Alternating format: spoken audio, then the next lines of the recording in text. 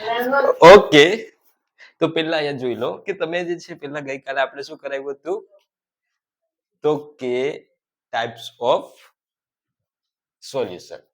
આપણું ચેપ્ટર ચાલે છે ચેપ્ટર નંબર 1 સોલ્યુશન. ગઈકાલે ભણ્યા હતા ટાઈપ્સ ઓફ સોલ્યુશન. આજે જે વસ્તુ જોવાની છે એ છે તમારી સોલ્યુબિલિટી. ઓકે, કન્સન્ટ્રેશન ટર્મ તો પતાવી દીધા છે, હવે છે સોલ્યુબિલિટી. સોલ્યુબિલિટી, સોલ્યુબિલિટી એટલે દ્રાવ્યતા.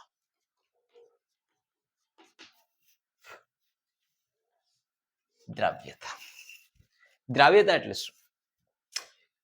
કોઈક અહીંયા જે વસ્તુ સમજીશું કે આપણને ખબર છે કે શું, તો કે દ્રાવક પ્લસ દ્રાવ્ય ઇઝ ઇક્વલ ટુ શું બને છે? દ્રાવણ બને છે.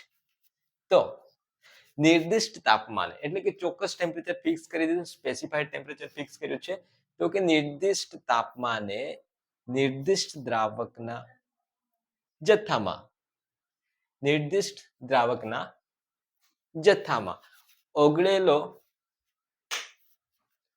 દ્રાવ્ય પદાર્થનો જથ્થો, કે મહત્તમ કેટલો દ્રાવ્ય પદાર્થ તમે ઓગાળી શકો છો. નિર્દિષ્ટ તાપમાને નિર્દિષ્ટ દ્રાવકના જથ્થામાં મહત્તમ ઓગળેલો દ્રાવ્ય પદાર્થનો જથ્થો, એને આપણે શું કહીશું? દ્રાવ્યતા.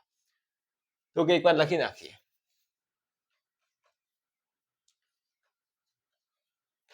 નિર્દિષ્ટ તાપમાને નિર્દિષ્ટ દ્રાવકના જથ્થામાં ઓગળેલો મહત્તમ દ્રાવ્યનો જથ્થો, જેને આપણે શું કહીશું? દ્રાવ્યતા. કે સોલ્યુબિલિટી એટલે શું? તો solubility is a substance, it is maximum amount of can be that can be dissolved in a specified solvent at a specified temperature. એટલે કે એક ચોક્કસ તાપમાન ને ચોક્કસ જથ્થામાં દ્રાવ્ય થયેલો દ્રાવકમાં દ્રાવ્યનો જથ્થો. તો ઇંગ્લિશમાં પણ લખી નાખીએ, ચાલો ઠીક છે. તો ઇંગ્લિશમાં પણ લખી નાખીએ કે solubility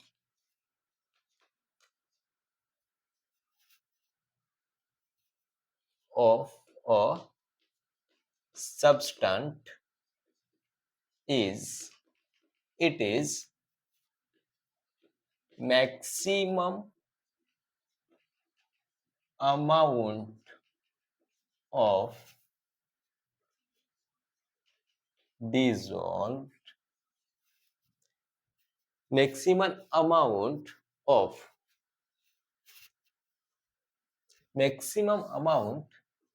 that can be dissolved at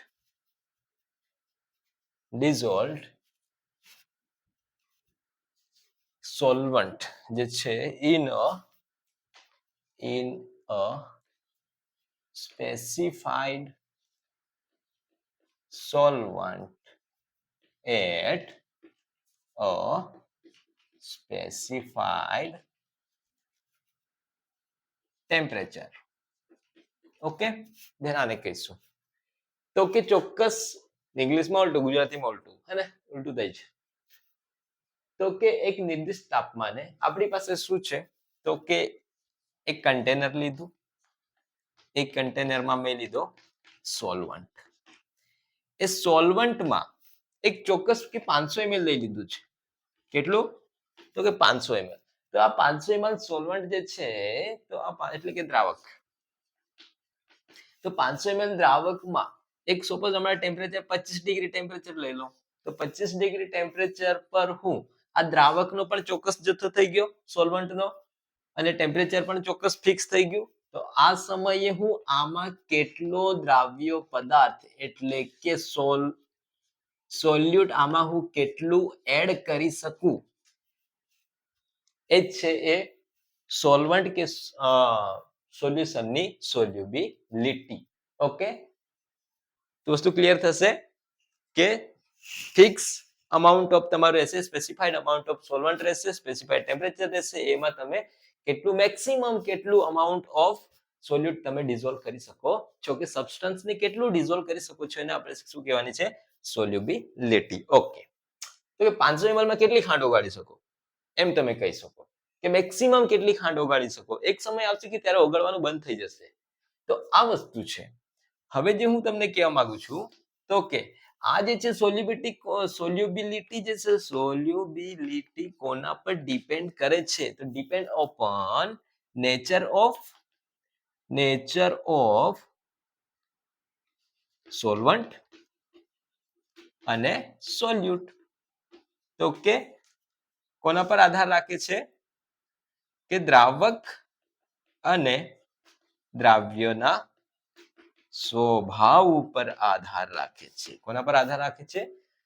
તદુપરાંત બીજું ફેક્ટર પણ ઇફેક્ટ કરશે, જેમ કે દબાણ છે, તાપમાન છે, આ બધી વસ્તુઓ પણ અસર કરવાની છે. આજના કેસમાં સોલ્યુબિલિટીના કેસમાં લઈ લઈએ તો કે solubility of a solid topic લઈ લઈએ. આમાં થોડી ઘણી વસ્તુ લેવી પડશે.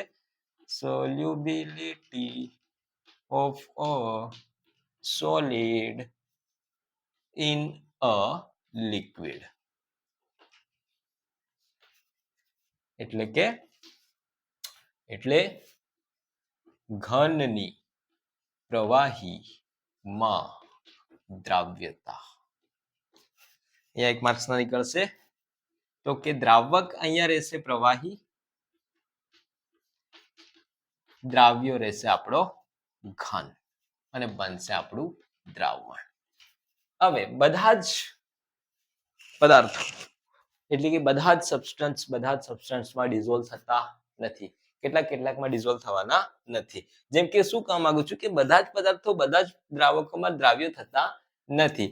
જેમ કે હું લઈ લઉં છું પાણી એટલે કે વોટર મોલેક્યુલ, બરાબર છે? પાણી જેને આપણે ઇંગ્લિશમાં વોટર મોલેક્યુલ કહીએ છીએ, એમાં NaCl અને સુગર એવું લખેલું છે. ગુજરાતીમાં પણ લખી દઈએ NaCl અને સુગર બરાબર આપણે ખાંડ લખી દઈએ એટલે આઈડિયા આવી જાય. એ શું થાય છે કે સરળતાથી દ્રાવ્ય થઈ જાય છે, ડિઝોલ્વ થઈ જશે, ઇઝીલી ડિઝોલ્વ થઈ જશે. પણ આ જ પાણીમાં જો હું નાખી દઉં નેપ્થેલિન અને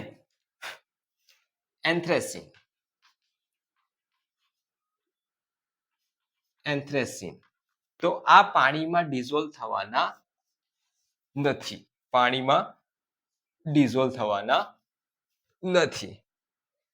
પણ જો આ નેપ્થેલિન અને એન્થ્રેસિનને બેન્ઝીનમાં શું કરું? બેન્ઝીનમાં શું થશે? આ નેપ્થેલિન અને એન્થ્રીન ઇઝીલી ડિઝોલ્વ થશે, આરામથી દ્રાવ્ય થઈ જશે. તો કહેવાનો મતલબ પાણીમાં NaCl અને સુગર ડિઝોલ્વ થઈ જાય છે, પણ પાણીમાં નેપ્થેલિન અને એન્થ્રેસિન ડિઝોલ્વ થતા નથી. પણ બેન્ઝીનમાં નેપ્થેલિન અને એન્થ્રેસિન શું થાય છે? આ લોકો આમાં ડિઝોલ્વ થાય છે, આ લોકો આમાં ડિઝોલ્વ થાય છે. પણ આમાં બેન્ઝીનમાં તમે NaCl અને સુગર નાખશો તો એ ડિઝોલ્વ નથી થવાનું, અને પાણીમાં આ નાખશો તો આ નથી ડિઝોલ્વ થવાના. એટલે કે અહીંયા કંઈક એ વસ્તુ ઇફેક્ટ કરે છે કે જે જેવું છે તે તેવામાં જ ડિઝોલ્વ થશે. એટલે કે જો પોલર હશે, શું કહું છું? જો પોલર હશે, પોલર સોલ્વન્ટ હશે તો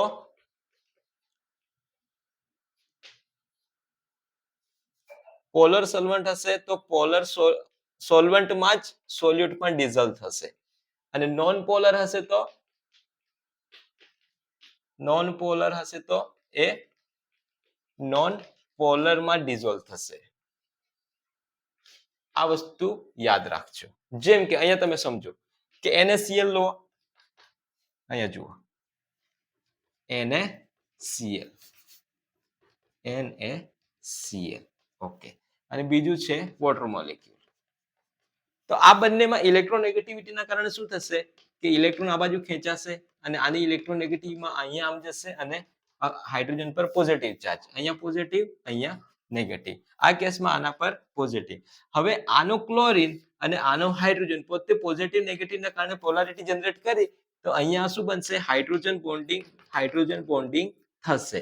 તો હાઇડ્રોજન બોન્ડિંગના કારણે આ લોકો ઇઝીલી ડિઝોલ્વ થઈ જશે. જ્યારે નોન પોલરમાં આવું કંઈક છે નથી પણ નોન પોલરમાં ડિઝોલ્વ થઈ જશે. તો આ કેસ અહીંયા છે. એટલા માટે એક સેન્ટેન્સ લખેલું છે આપણી બુકમાં કે લાઈક dissolve like.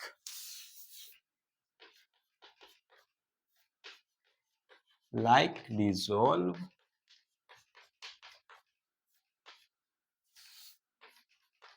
like. એટલે કે જે જેવું છે તે તેવામાં જ દ્રાવ્યો થશે. ઓકે, તો આટલી વસ્તુ થશે. હવે આમાં એક બીજો પોઈન્ટ સમજાવવાનો છે. જુઓ, મારી પાસે એક કન્ટેનર છે. એક કન્ટેનરમાં મેં પ્રવાહી ભરેલું છે, લિક્વિડ પાણી. ત્યારબાદ એમાં હું શું નાખું છું તો કે એમાં હું એડ કરું છું સોલ્યુટ, એટલે કે ખાંડ એડ કરું છું. અને એ જે છે સોલ્યુટ અને આ છે સોલવન્ટ, દ્રાવક અને દ્રાવક. હવે જ્યાં સુધી એડ કરું છું અને એકદમ ક્લિયર સોલ્યુશન બની જાય છે, એટલે કે એમાં એકદમ દ્રાવ્ય થઈ જાય છે. શું થઈ જાય છે? સોલ્યુબલ બની જાય છે. એકદમ શું બની જાય છે? સોલ્યુબલ બની જાય છે. તો સોલ્યુબલ બને છે ને અહીંયા સોલ્યુશન બને છે ને આ ફિનોમિનાને આપણે શું કહેવાની છે કે આ ઘટનાને શું કહેવાની છે? તો આ ઘટનાને કહેવાનું છે આપણે ડિઝોલ્વેશન. ગુજરાતીમાં કહીશું એને તો કે વિલયન. શું કહેશું? વિલયન યા ફિર દ્રવીકરણ. કયો શબ્દ છે? દ્રવીકરણ. એટલે કે ક્લિયર સોલ્યુશન બની જાય છે એને આપણે દ્રવીકરણ કહેવાનું છે. હવે હજુ તમે શું કરો છો તો કે આમાં એડ કરતા જાઓ છો. એક સમય એવો આવશે કે અંદરના જે સોલ્યુટના પાર્ટિકલ જે છે આ બહારના પાર્ટિકલ સાથે અથડાઈને પોતે પોતાના સ્ફટિક બનાવવા લાગશે, ક્રિસ્ટલ બનાવવા લાગશે. તો આ જે ફિનોમિના થાય છે હવે ડિઝોલ્વ થતો નથી, હવે અંદરના પાર્ટિકલ બહાર આવવા લાગેલા છે. એને કહીશું આપણે ક્રિસ્ટલાઇઝેશન. શું કહીશું? ક્રિસ્ટલાઇઝેશન કહીશું. સ્ફટિકીકરણ કહીશું. ગુજરાતીમાં શું કહીશું? સ્ફટિકીકરણ કહીશું. જો સોલ્યુશન બની ગયું એકદમ ક્લીન, એને આપણે શું કહેવાનું છે? વિલયન, ડિઝોલ્વેશન.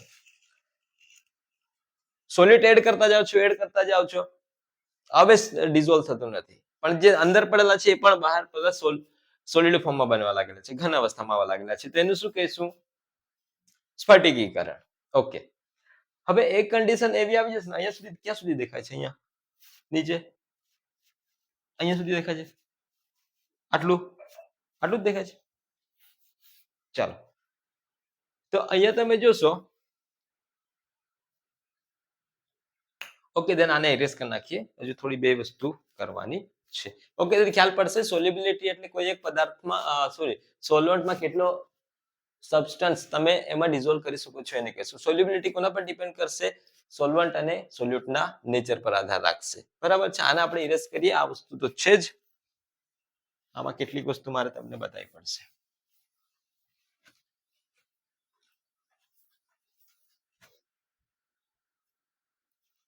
ઓકે, ચાલો. કઈ વસ્તુ થઈ? ડિઝોલ્વ થયો, એને આપણે કહ્યું ડિઝોલ્વેશન.